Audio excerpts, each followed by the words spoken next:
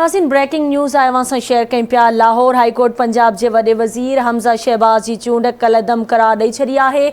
Lahore high court Hamza Shahbaz जी वॾे वज़ीर तौर चूंड ख़िलाफ़ PTI जूं दरख़्वास्तूं मंज़ूर करे वरितियूं। लाहौर हाईकोर्ट के 5 रुकनी बेंच PTI जूं दरख़्वास्तूं मंज़ूर कयूं आहिनि। लाहौर हाईकोर्ट पंजाब के वॾे वज़ीर हमज़ा शहबाज़ की चूंड कलदम करार ॾेई छॾी आहे। हमज़ा शहबाज़ जी वॾे वज़ीर तौर चूंड ख़िलाफ़ PTI जूं 4 दरख़्वास्तूं भी मंज़ूर कयूं पियूं आहिनि। तव्हांखे ॿुधाईंदा हलूं लाहौर हाईकोर्ट के 4 जजन फ़ैसिलो हक़ में ॿुधायो। हिक जज दरख़्वास्तुनि जी मुखालफ़त कई आहे।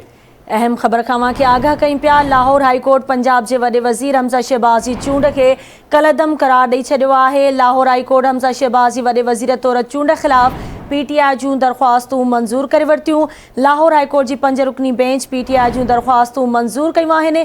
लाहौर हाईकोर्ट पंजाब के वॾे वज़ीर हमज़ा शहबाज़ जी चूंड के कलदम करार ॾेई छॾियो आहे।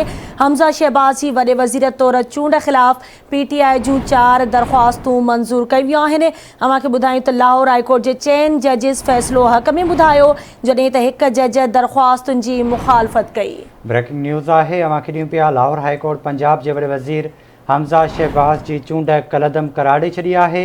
लाहौर हाईकोर्ट हमज़ा शहबाज़ जी वॾे वज़ीर तौर चूंड ख़िलाफ़ PTI जूं दरख़्वास्तूं मंज़ूर करे वरितियूं आहिनि। लाहौर हाईकोर्ट की 5 रुकनी बेंच PTI जूं दरख़्वास्तूं मंज़ूर कयूं। तव्हांखे ॿुधायूं पिया। लाहौर हाईकोर्ट पंजाब के वॾे वज़ीर हमज़ा शहबाज़ की चूंड कलदम करार ॾेई छॾी आहे। हमज़ा शहबाज़ जी वॾे वज़ीर तौर चूंड ख़िलाफ़ PTI जूं 4 दरख़्वास्तूं मंज़ूर कयूं वियूं आहिनि।